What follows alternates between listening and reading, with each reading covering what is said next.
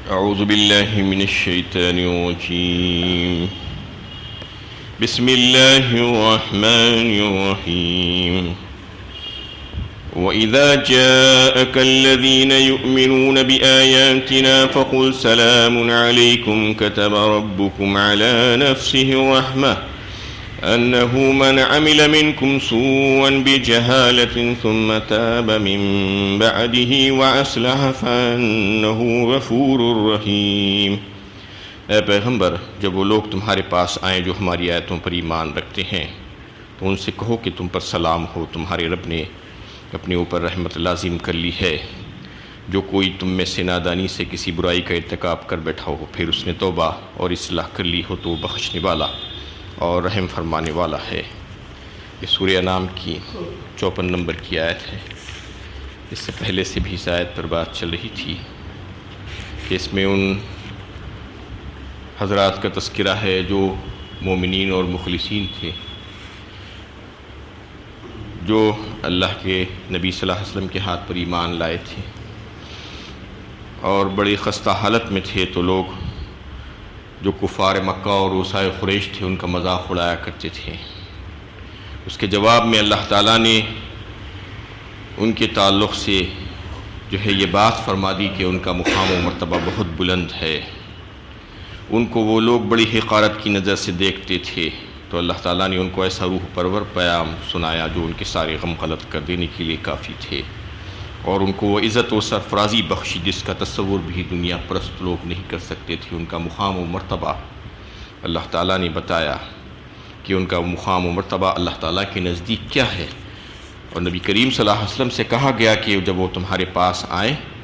تو تم ان سے کہنا کہ سلام علیکم، اللہ تعالیٰ کی طرف سے سلام ہو تم پر، سلامتی ہو تم پر. اور پھر اللہ تعالیٰ نے اپنی رحمت ان کے لیے لکھ دی ہے، لازم کر لی ہے. انہ من عمل منکم سوءا بجہالۃ. اور پھر ایک بات یہ اس میں بتائی گئی کہ جو تم میں سے کوئی نادانی سے کسی برائی کا ارتکاب کر بیٹھا ہو پھر اس نے توبہ اصلاح کر لی تو بخشنے والا اور رحم فرمانے والا ہے. مطلب یہ ہے کہ کسی سے کوئی گناہ ہو جائے. جہالت کی بات آئی ہے میں سوء جہالت، مطلب یہ ہے کہ جہل جو ہے علم کے مقابلے میں آتا ہے. تو جو بھی گناہ ہوتا ہے وہ گناہ علم یعنی عمل جہالت ہی ہوتا ہے، جہالت ہی کا عمل ہوتا ہے، چاہے وہ سوچتے بوجھتے سمجھتے ہوئے کرے یا نادانی میں کرے یا نفس کی شرارت کی وجہ سے کرے، چاہے کسی بھی طریقے سے کرے تو گناہ جو ہے جہالت کا عمل ہی کہلائے گا. تو اس میں اس بات کی طرف اللہ تعالیٰ نے اشارہ دے دیا کہ جو کوئی برا عمل کر لے، گناہ کر لے، تو چاہیے کہ وہ فوراً اللہ تعالیٰ سے رجوع ہو. ثم تاب من بعد، اور اپنی اصلاح کر لے. وَأَصْلَحَ، تو مطلب یہ ہے کہ توبہ کر لے. توبہ کیسی کر لے؟ اس سے پہلے بھی آپ کئی بار اس بات کو سن چکے ہیں کہ توبہ اصل جو ہے توبۃ نصوحہ ہے. توبہ یہ نہیں ہے کہ کلے پیٹ لینا یا کان پکڑ لینا یا یہ کہنا کہ اللہ توبہ اللہ توبہ، اس کے بعد پھر وہی جاری وہ ساری جو گناہ کیے تھے اس پر مداومت، وہی کام پھر کیے جا رہے ہیں، اس سے روکنے کا کوئی خیال بھی دل میں نہیں آ رہا ہے. تو وہ توبہ نہیں ہے بلکہ توبہ کا مذاق ہے. توبہ تو اصل میں توبۃ نصوحہ جسے کہتے ہیں. یا ایھا الذین آمنوا توبوا الی اللہ توبۃ نصوحہ فرمایا اللہ تعالیٰ نے.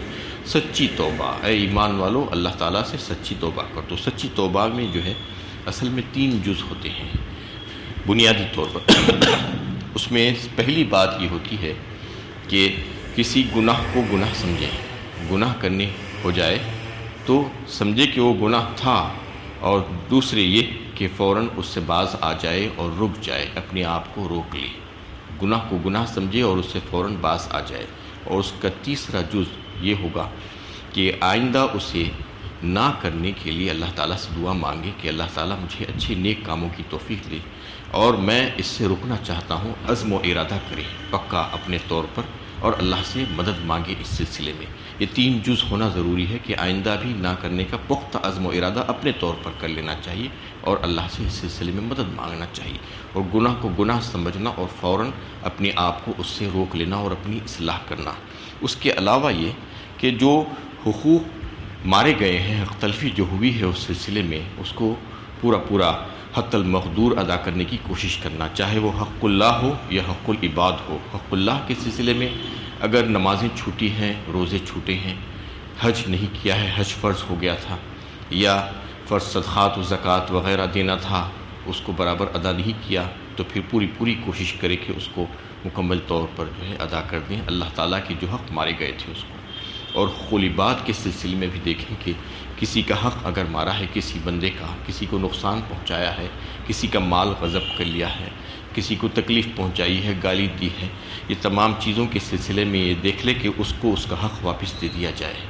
اور جو ہے اگر نہیں دے سکتے تو کم از کم اس سے معافی مانگ لے اور معاف کرا لے۔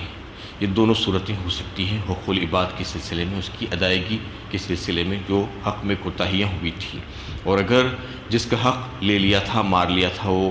جو ہے دستیاب نہیں ہے، تو پھر اس کے جو ورثاء ہیں اور اس کے جو یعنی لوگ ہیں رشتہ دار، ان کو وہ دے دینا اس کا، یہ کہہ کر کہ یہ حق میرا اس کے پاس تھا۔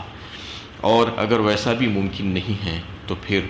یعنی اس کے نام سے صدقہ کرنا، اور پھر اللہ تعالیٰ سے اس کی بخشش اور مغفرت کی دعا مانگنا، اور پھر آخر میں یہ کہ اللہ تعالیٰ سے معافی مانگنا۔ ان تمام کاموں پر یعنی جو گناہ ہو گئے تھے اور جو غلط کام ہو گئے تھے اس پر اللہ تعالیٰ سے معافی چاہنا، تو پھر اللہ تعالیٰ معاف کرنے کے لیے تیار ہے۔ زندگی میں ہی ہو سکتا ہے، گناہ کبیرہ بھی جو ہے بخشے جا سکتے ہیں۔ اس میں اللہ تعالیٰ نے اسی بات کی طرف اشارہ کیا کہ جو برائی سے جو ہے جہالت میں جو ہے ایسے کام کر بیٹھے، تو پھر چاہیے کہ فوراً اللہ تعالیٰ سے اپنی شرمندگی کا اظہار کرتے ہوئے، ندامت کا اظہار کرتے ہوئے رجوع کرے، تو پھر بے شک اللہ تعالیٰ بہت ہی غفور الرحیم ہیں اور معاف فرمانے والے ہیں۔ وَكَذَلِكَ نُفَصِّلُ الْآيَاتِ وَلِتَسْتَبِينَ سَبِيلُ الْمُجْرِمِينَ، اس طرح ہم اپنی آیتیں کھول کر بیان کرتے ہیں تاکہ مجرموں کی راہ نمایاں ہو جائے۔ یہ واضح کیا جا رہا ہے اس سے پہلے کی بھی آیتوں میں مختلف انداز میں دلائل دے کر، مثالیں دے کر، حالات اور واقعات بتا کر اللہ تعالیٰ بار بار بتا رہے ہیں کہ کون سی راہ صحیح ہے اور کون سی راہ غلط ہے۔ خیر اور شر دونوں کی راہوں کو اللہ تعالیٰ واضح فرماتے ہیں تاکہ عمل کرنے میں آسانی ہو۔ قُلْ إِنِّي نُهِيتُ أَنْ أَعْبُدَ الَّذِينَ تَدْعُونَ مِن دُونِ اللَّهِ قُلْ لَا أَتَّبِعُ أَهْوَاءَكُمْ قَدْ زَلَلْتُ إِذًا وَمَا أَنَا مِنَ الْمُهْتَدِينَ، کہو جن کو تم اللہ کے سوا پکارتے ہو ان کی عبادت کرنے سے مجھے منع کیا گیا ہے، کہو میں تمہاری خواہشوں پر چلنے والا نہیں، اگر میں نے ایسا کیا تو گمراہ ہو جاؤں گا اور راہ راست پانے والوں میں سے نہ ہوں گا۔ اس میں اللہ کے نبی صلی اللہ علیہ وسلم سے کہلوایا گیا کہ تم ان لوگوں سے کہہ دو، کفار اور مشرکین سے، کہ میں اللہ کے سوا کسی کو پکارنے والا نہیں ہوں، جن کو تم پکارتی ہو میں ان کی عبادت نہیں کر سکتا، مجھے اس سے منع کیا گیا ہے اور روک دیا گیا ہے، اور میں تمہاری خواہشات کے مطابق زندگی نہیں گزار سکتا اور اس پر نہیں چل سکتا، اور اگر میں ایسا کیا تو پھر میں بھی جو ہے انہی لوگوں میں شامل ہو جاؤں گا جو جاہل کہلاتے ہیں اور جو ظالم کہلاتے ہیں۔ پکارنے سے مراد یہاں پر حاجت روائی کے لیے پکارنا ہے، نام جپنا، دعائیں مانگنا، یہ پکارنا عبادت کی ہم معنی ہیں، یعنی کسی غیر اللہ سے اپنی حاجت روائی اور مشکل کشائی کے لیے اس کو یہ سمجھ کر کہ وہ میری مشکل اور پریشانی دور کر سکتا ہے، اس سے دعائیں مانگنا، یہ اصل پکارنا کہا جاتا ہے۔ یہ عبادت ہی ہے، عبادت ہی کا ایک جز ہے، اور اللہ ہی اس بات کا مستحق ہے کہ اسی سے دعا کی جائے اور اسی سے مدد مانگی جائے۔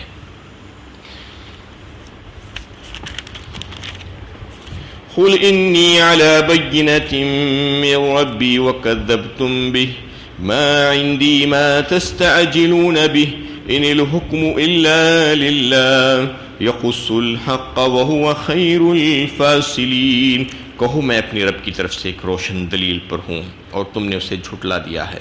تم جس چیز کے لیے جلدی مچا رہے ہو وہ میرے اختیار میں نہیں ہے، فیصلہ کرنا تو اللہ ہی کے اختیار میں ہے، وہ حق بات بیان فرماتا ہے اور وہ بہترین فیصلہ کرنے والا ہے۔ اس سے مراد قرآن ہے جو اللہ تعالیٰ کی طرف سے قطعی حجت ہے۔ نبی صلی اللہ علیہ وسلم کی دعوت توحید اسی حجت پر مبنی ہے، وہ ایک ایسی معقول بات ہے کہ ہر انصاف پسند شخص کی سمجھ میں آ سکتی ہے، وہ فطرت کی آواز اور وجدان کی پکار ہے۔ اس کے برخلاف مشرکین جس چیز کی طرف بلاتے ہیں وہ کسی دلیل پر بھی مبنی نہیں ہے، بلکہ محض ان کی ذہنی اپج اور خواہش پرستی ہے۔ یہاں پر کہہ دیا گیا، اللہ کے نبی صلی اللہ علیہ وسلم سے کہلا دیا گیا کہ میں تو ایک روشن دلیل پر ہوں، مجھے قرآن دیا گیا ہے اور اس کے علاوہ بھی جو ہے مجھے حکم ملا ہے اللہ تعالیٰ کی طرف سے بذریعہ وحی،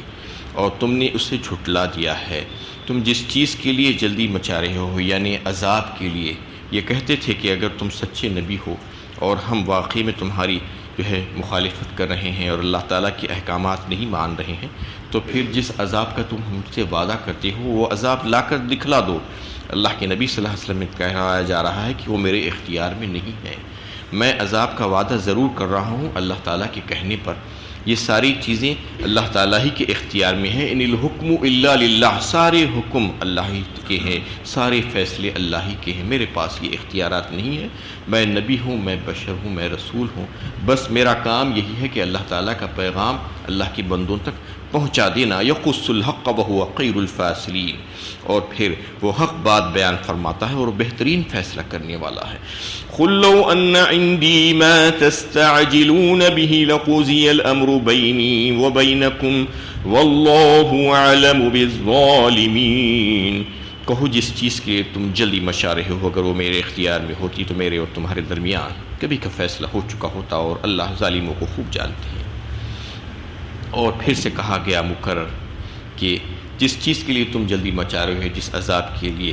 تو میرے اختیار میں نہیں ہے وہ، اگر میرے اختیار میں ہوتا تو میں تو جو ہے پھر وہ لا کر تمہیں دکھا ہی دیتا، لیکن ایسا نہیں ہے چونکہ اللہ تعالیٰ کے اختیار میں ہے۔ اللہ تعالیٰ اپنی حکمت کے مطابق جب چاہتے ہیں وہ فیصلے کرتے ہیں، اور اللہ تعالیٰ ظالموں کو خوب جانتے ہیں۔ یہاں پر ظالموں سے مراد مشرکین ہیں، کیونکہ شرک سب سے بڑا ظلم کہا گیا ہے سورہ لقمان میں، ان الشرک لظلم عظیم۔ ظلم دیگر طرحوں کے بھی ہوتے ہیں،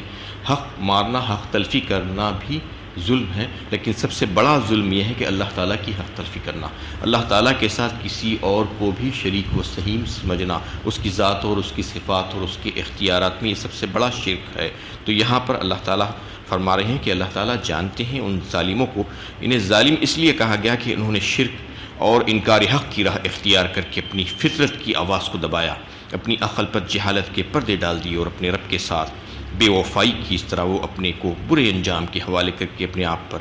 ظلم اٹھانے والے بن گئے۔ وآخر دعوانا الحمدللہ رب العالمین۔